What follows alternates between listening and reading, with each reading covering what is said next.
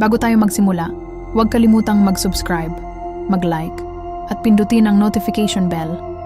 Dito lang sa Sindak sa Dilim PH, kung saan ang dilim ay may kwento, at ang katahimikan may binubulong.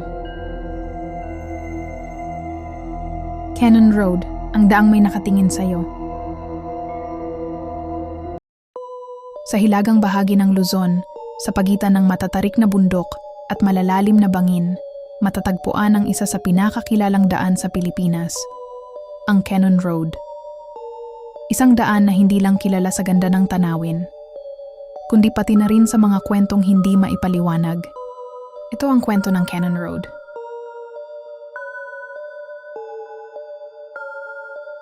Noong unang bahagi ng 1900s, sa panahon ng pananakop ng mga Amerikano sa Pilipinas, nagsimula ang isang proyekto na mag-uugnay sa mababang bahagi ng Benguet papunta sa malamig at preskong lungsod ng Baguio.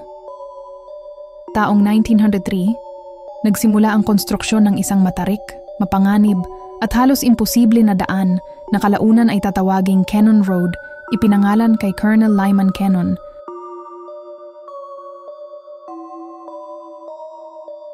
Pero ang paggawa nito ay hindi naging madali.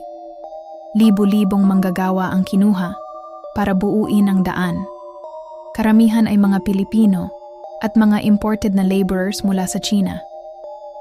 Sa loob ng ilang taon, araw-araw silang nakikipaglaban sa panganib, pagguho ng lupa, pagbagsak ng bato, matitinding bagyo, at aksidente. Marami sa kanila ang hindi na nakabalik sa kanilang mga pamilya. Marami ang nasawi, at ang ilan pa ay hindi na natagpuan. At doon nagsimula ang mga kwento.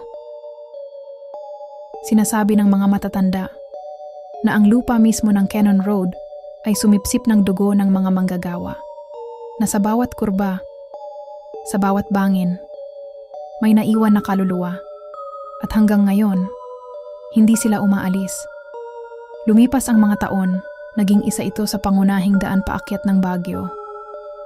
Maraming motorista ang dumadaan dito araw-araw. Sa umaga, payapa. Sa tanghali, maganda. Pero sa gabi, nagbabago ang lahat.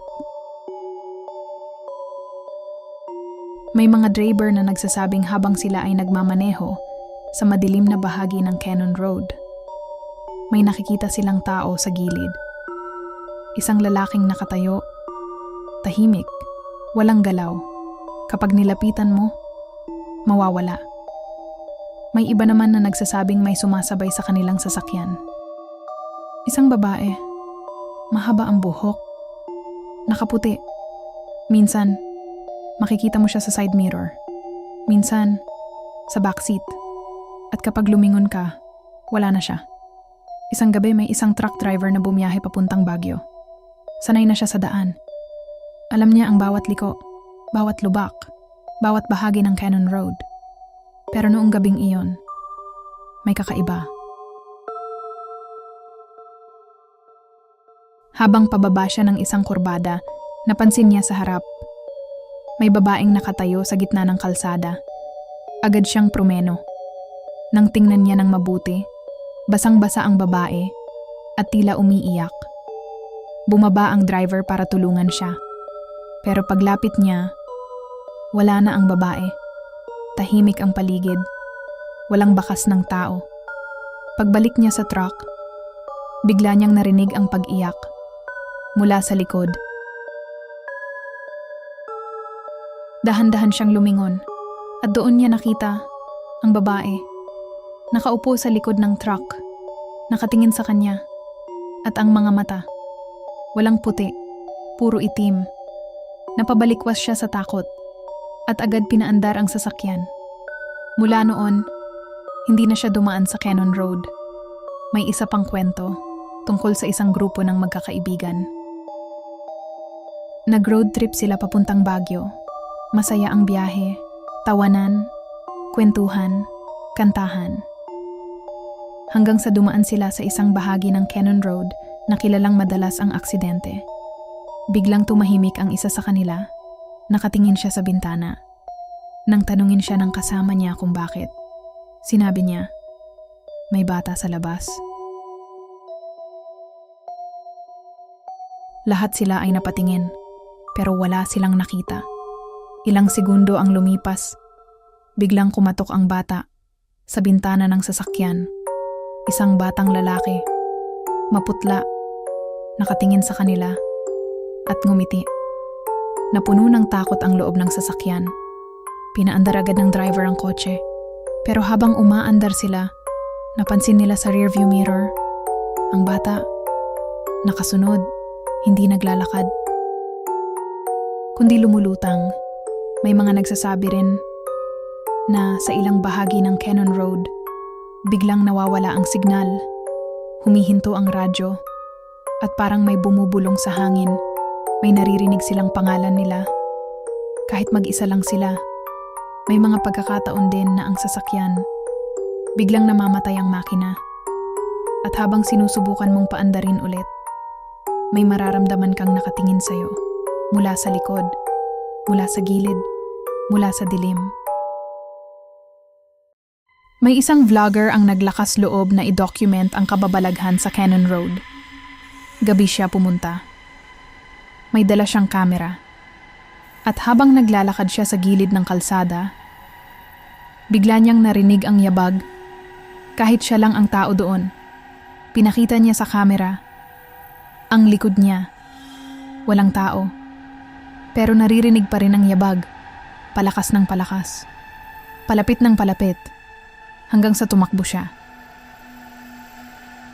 Pagbalik niya sa kanyang sasakyan, napansin niya sa footage na may anino na sumusunod sa kanya. Hindi tao, hindi hayop, kundi isang hugis na hindi maintindihan.